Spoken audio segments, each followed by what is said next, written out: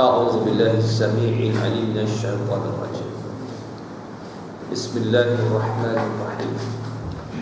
الحمد لله الذي علم بالقلم علم الإنسان ما لم يعلم. أشهد أن لا إله إلا الله وحده لا شريك له إله الأولين والآخرين له الملك كله وله الحمد كله وله الشكر كله يحيي ويميت وهو على كل شيء قدير.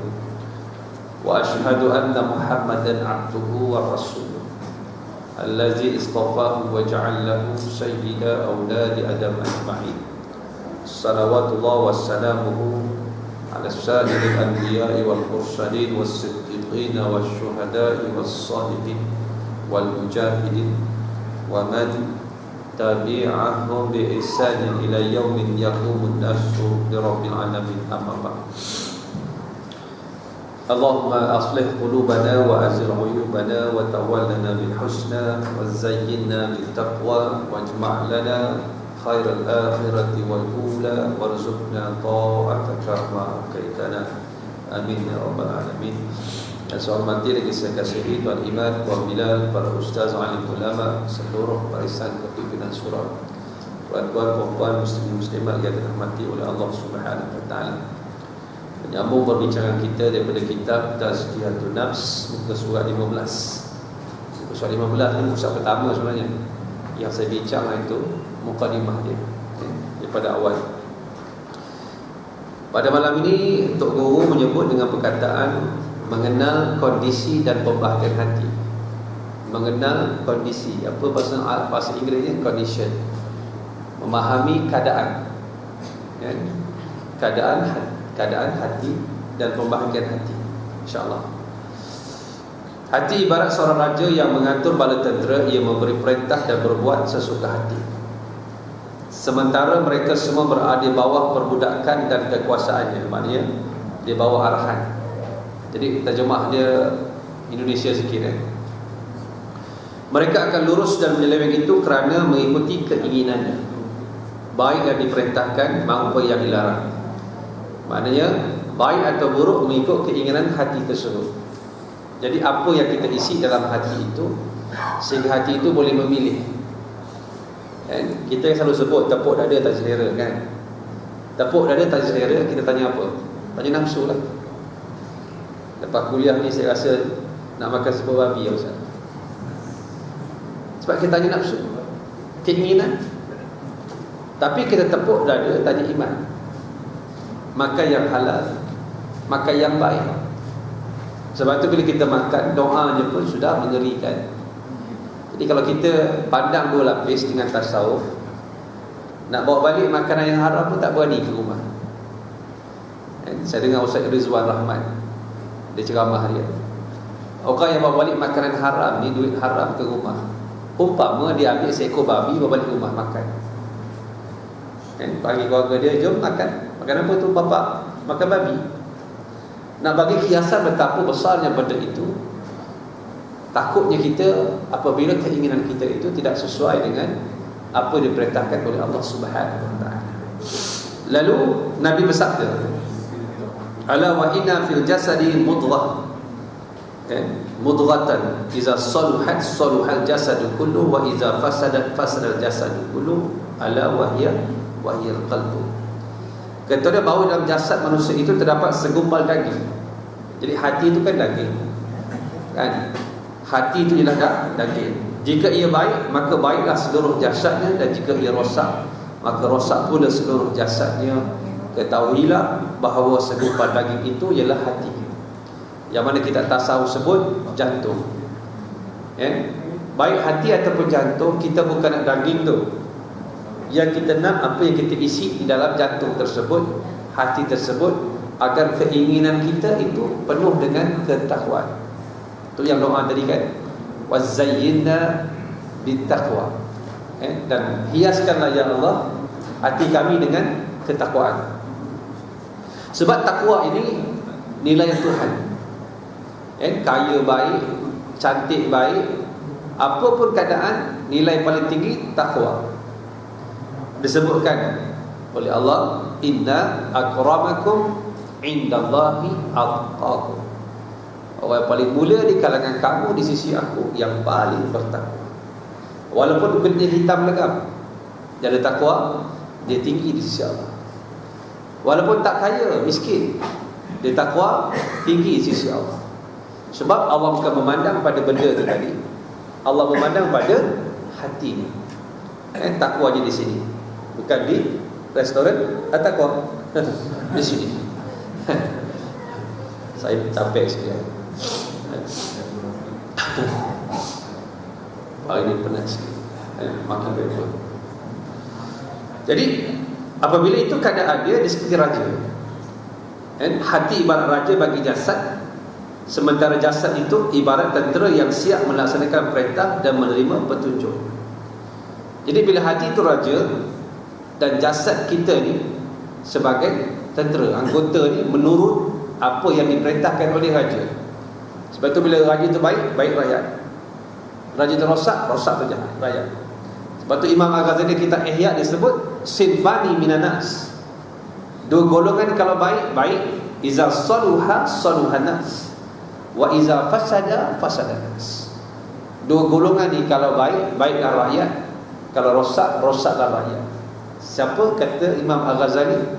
Al-ulama wal-umara. Yang pertama pemerintah, yang kedua ulama. Pemerintah ini dia menguasai manusia. Sebab tu kalau dia taat pada Allah, orang pertama, golongan pertama mendapat perlindungan arasy Allah. Yauma la dhilla illa dhillu, ialah pemerintah. Maknanya dia diberi kuasa, tiba-tiba dia tak menggunakan kuasa itu untuk kepentingan peribadi dia. Sampai meninggal itulah rumah buruk jadi tu. Kita belum jadi pemerintah dah lain dah. Sebab tu pemerintahnya orang politik. Politik tak kotor, yang kotor orang yang mengotorkan politik. Sebab ada fiqh. Islam semua ada fiqh, termasuk memerintah dia ada fiqh. Dia panggil siasat syar'iyah. Kan? Sebab tu orang politik kalau tak ada agama rosak. Kan? Sebab syarat menjadi ketua bukan nektanya besar macam sejadah, tetapi kena takwanya di dalam. Bila ada takwa, selamatlah semuanya. Sebab kalau tak ada ketakwaan, bahaya. Kalau macam orang kaya, kan dia tanya, hari nak makan di mana? Orang miskin, hari nak makan apa bapak? Orang politik, hari ni nak makan siapa? Betul lah. Hari nak makan siapa kita? Sebab dia tidak ada fiqh. Sebab itu memerintah dengan takwa. Bila yang atas bertakwa, bawah akan mengikut. Sebab dia raja. Sebab tu perlu bersih hatinya.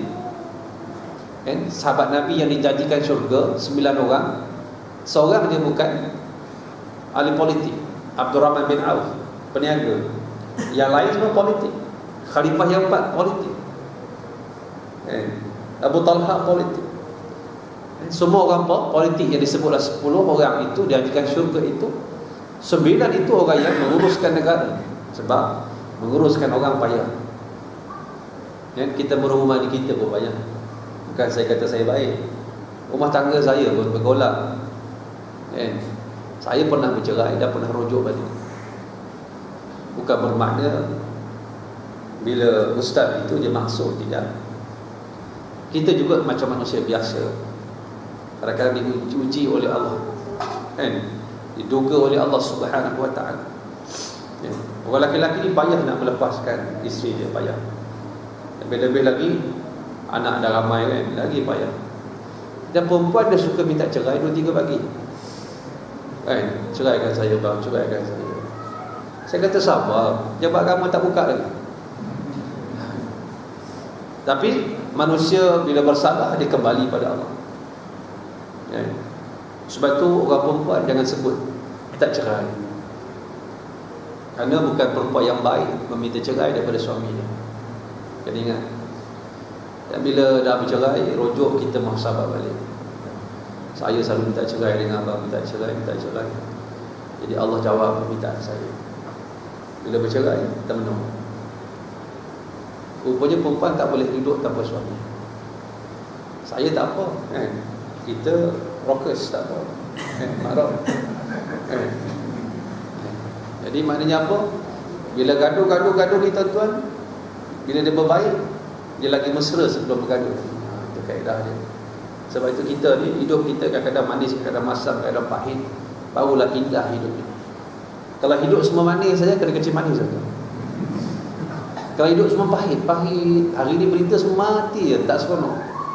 Allah jadikan pelbagai. Allah jadikan, ya ayuhan nas. Tengok ayat itu tadi. Inna khalaqnakum min dzakarin wa unsa wa ja'alnakum syu'uban wa qabaila lita'arafu.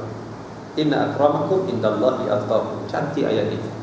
Sebelum cerita pasal takwa, Allah cerita, hei manusia, aku ceritakan kamu daripada laki-laki perempuan. Itu hidup kamu. Mesti laki-laki, mesti perempuan. Lepas tu dijadikan begitu fitrahnya. Laki-laki tengok perempuan tertarik, normal. Perempuan tengok laki-laki tertarik, normal. Kalau perempuan tengok laki-laki tak tertarik, laki-laki tengok perempuan tak tertarik, tu kena berubah lah. Cuma nak diatur agar jadi ibadah. Berbilang bangsa, berbilang-bilang berkaum, berbagai latar belakang.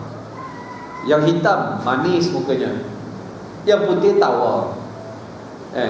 Sebab tu bila pelbagai itu menunjukkan keindahan penciptaan Allah. Di hujung Allah sebut, baik kaya, baik miskin, baik putih, baik hitam, paling indah, paling hebat di sisi aku di kalangan kamu yang paling bertakwa. At-taqwa haru. Takwa itu tempat pandangan Allah Subhanahu wa taala. Apa yang kita nak isi di dalam ini. Okey. Oleh sebab itu, memperbaiki dan meluruskan hati merupakan tugas pertama yang diberikan orang-orang yang ditekankan, orang-orang yang menampaki jalan kebenaran, sementara memeriksa penyakit dan mengubatinya ialah tindakan paling urgent yang dilakukan oleh para ahli ibadah. Maknanya merupakan tugas yang sangat penting ialah membersihkan, dan kita sebut tempoh hari bayuzakihim, tazkiyatun nafs, membersihkan hati kita ini merupakan kerja dan tugas seorang yang beriman. Yang keduanya, sebab kita ni ahli ibadah. Tiba-tiba kita sembahyang tak sah, kita sedekah tak dapat pahala, baca Quran tak dapat pahala, berzikir tak dapat pahala. Apabila hati kita rosak yang membatalkan seluruh ibadahnya, maka rugilah kita. Sebab tu kita kena muhasabah diri kita. Kita kena muhasabah diri kita agar kita menjadi orang-orang yang dalam keadaan sentiasa memperbaiki diri kita. Dan bila seseorang itu tidak bisa, tidak mampu menyelamatkan hatinya, ia juga tidak bisa, tidak mampu mencegahnya dari perangkap dan tipu daya syaitan, kecuali dengan memohon pertolongan Allah. Ketika itu, ketika mengetahui sumber ketergantungan hati, iblis menyiriknya dengan perasaan was-was, menghadapkannya dengan pelbagai kesenangan dan menghiasinya keadaannya dengan perbuatan yang bisa, yang mampu menggelincirkannya dari jalan kebenaran. Dan iblis dan syaitan ini, saya dah sebutkan, mereka merupakan makhluk yang diberikan oleh Allah kebenaran untuk menghasut orang-orang manusia dengan izin Allah. Orang-orang yang dihasut oleh iblis itu, orang-orang yang macam mana? Orang-orang yang mampu dikalahkan, orang yang tidak ada ilmu, tidak ada kekuatan. Hatta orang yang sakit, yang kena sampuk, cuba tengok amalan dia, cuba tengok amalan dia, cuba tengok agama dia, cara hidup dia. Betul lah, selalu yang sakit orang kaya, tuan-tuan. Gangguan selalu masuk orang kaya. Jadi kalau tuan-tuan kena ganggu tu, orang kaya lah tuan-tuan. Tuan-tuan tu orang kaya. Betul, kaya. Sebab hidup kekayaan itu kadang-kadang tanpa iman, dia jauh daripada tu. Minta tolong, ustaz, maaf ustaz. Yalah, kita tolong, kita tolong, kita pun datang. Bila nak ubat, kita nak solat hajat, lepas istighasah. Al-istighasah mana mohon pertolongan. Bila nak minta solat hajat, tanya Tuan Haji, saya boleh pergi haji ustaz.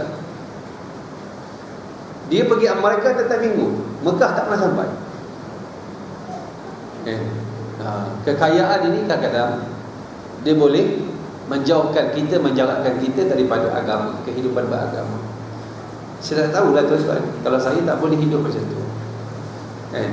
Dalam keadaan orang kaya kan suka duduk kat bukit, duduk sorang-sorang, dalam hutan sorang-sorang. Dia suka isolate diri dia. Sedangkan kita ni hidup kena bersama masyarakat.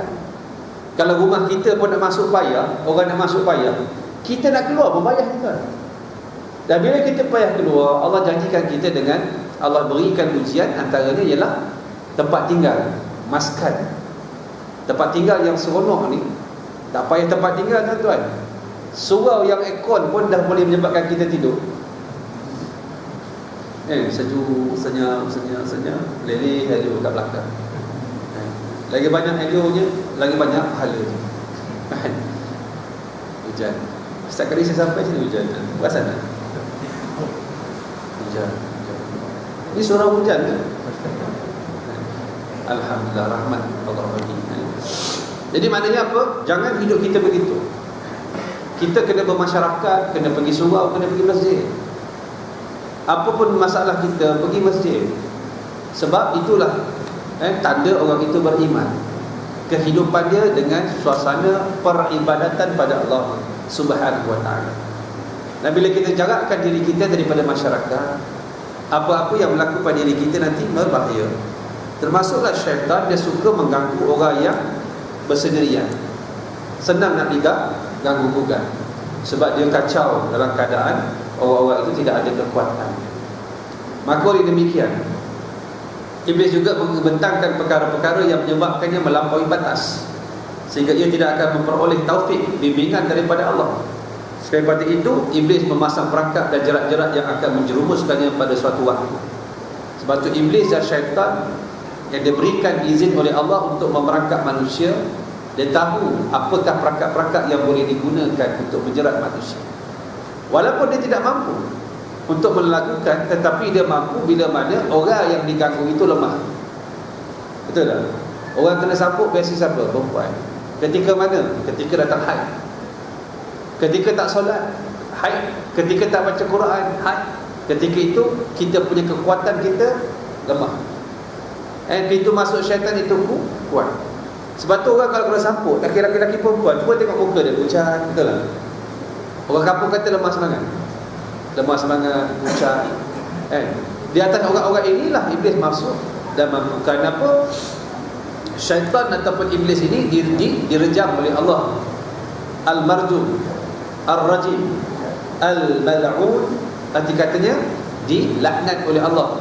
Jauhnya laknat Allah kepada Iblis tidak boleh berpatah kembali untuk dia bertaubat kepada Allah Subhanahu wa ta'ala.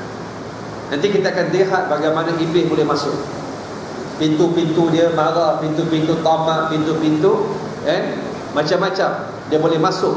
Sebagaimana kita duduk dalam surau, tuan-tuan duduk, saya yakin ada pintu masuk. Begitu juga hati kita ada pintu masuk. Jadi pintu-pintu ini perlu kita jaga agar tak dimasuki oleh gangguan-gangguan Iblis. Antaranya was-was saja. Was-was ni mari mana? Mari kejahilan. Sebab tu kata Imam Ibn Taymiyah, Imam Ibn Batiyah kata apa? Al-ilmu la ya'ti illa bil yaqin, wal jahlu la ya'ti illa bil waswasati. Ilmu itu tidak datang melainkan keyakinan. Kita jadi orang yang yakin. Dan kejahilan tidak datang melainkan rasa was-was, rasa tak yakin. Was-was dan rasa tak yakin. Dia tak yakin dengan diri dia, tak yakin dengan ibadah dia, tak yakin dengan perasaan dia, pakat tak yakin berlaku. Dia bukan wisma yakin. Dia jadi tak yakin. Sebab tu dia sembahyang macam tu. Tuan-tuan tengok macam-macam version ada. Macam-macam orang takbir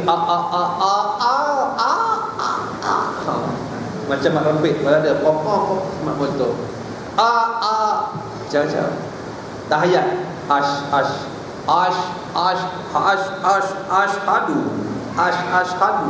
rasa nak kepak je ni geram dia. Ambil wudu habis satu kolah tu habis air. Kenapa ni pakcik tak kena lagi ustaz, muka dia tak kena. Pakcik, air kolah dah habis. Macam tu dia. Sebab dia rasa tak tenang. Siapa yang main dalam tu? Syaitan. Tapi orang ada ilmu senang, dia yakin. Sekali wajib, 3 kali sunat, lebih haram, takzir. Dia berpijak di atas ilmu yang cukup meyakinkan dia, senang. Sebab tu kita ni kena belajar, kan? Kena kan? Jadi banyak orang macam ni saya jumpa. Ada seorang ustaz pun macam tu, kan? Tak tahu dia kena penyakit tu, subhanallah. Orang pegang motor dia, dia ambil motor dengan dia masuk dalam parit, masuk lumpur. Orang tu dianggap orang tu macam najis kat dia. Allah Alhamdulillah. Kan? Ada orang macam tu, kan? Ada orang tu dia beli rumah. Rumah tu rumah Cina. Dia beli. Ustaz, saya nak samak rumah ni. Dia tanya, kenapa? Saya beli rumah Cina. Samak ni bila ada haiwan najis mukhalazah, anjing dan babi. Jadi kita tanya dia ada beli anjing ke? Tak nampak ustaz. Ada tanda ada anjing? Tak ada ustaz. Dia nak pergi lumpurkan satu rumah tu apa? Basuh biasa je, pakai sabun biasa, dah. Dia meletakkan diri dalam kesusahan. Tak ada tanda-tanda orang tu ada bela anjing ataupun benda yang diharamkan untuk kita sama. Sudah je lah. Tapi kita menjadi berat bila mana asas ilmu tu tak ada. Jadi was-was. Apa terjadi rumah dia? Rumah dia bersih jadi kotor, tuan. Lumpuh satu rumah. Bini dia geling kepala, tuan. Anak dia geling kepala. Tak tahu nak cakap apa ustaz. Sebenarnya dia was-was. Dia rasa hebat lah. Sebenarnya was-was. Dia tak yakin. Sebab tu kadang-kadang dalam kaedah fiqh dia hanya perlu mengagak-agak je. Fiqh ni mengagak-agak tau. Zon. Masuk hutan tak ada kompas. Pokok tinggi, macam mana nak tengok kiblat? Agak